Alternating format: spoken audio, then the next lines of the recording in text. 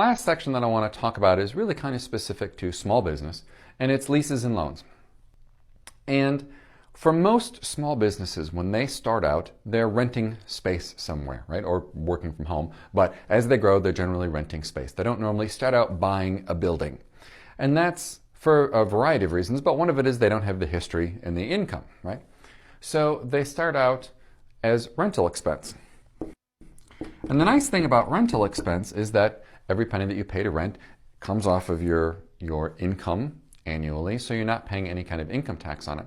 So I'm going to use my business as an example for you. We started in downtown Milwaukee. We grew a couple times in the rental space that we were in an office building.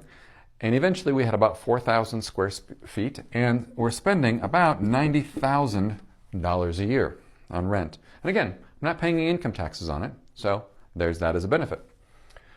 But my bank got a hold of me and said, Adam, you're spending $90,000. You could buy $1 million building and probably pay $50,000 a year. All right, well, that's appealing if I can save 40 grand and have control, right? That's terrific. And we had enough history with the bank, and they knew that our software was selling well and that our business was growing.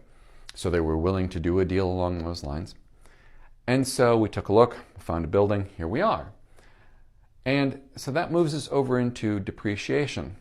And here's how depreciation works for this, is that there's two things that we're writing off. First of all, we're writing off our interest, right? And that's important. And we'll talk about SALT taxes, which gets into individual incomes and taxes at a later date. But as a business, we get to write off the interest. And you know, when you start the loan, you're paying almost all interest and almost no principal. And so it's a pretty significant write-off. You also, though, get to write off the depreciation of the building, which might be 30 to 40 years worth. But let's say it's $1 million building at 40 years. So you're writing off an additional $25,000 a year. And out of your $50,000, maybe $40,000 of his interest. So you're paying $50,000 and maybe you're writing off $60,000 or $65,000. So that's how, one way, that the ownership of a building can actually help you decrease your taxes, decrease your profitable income because of this depreciation.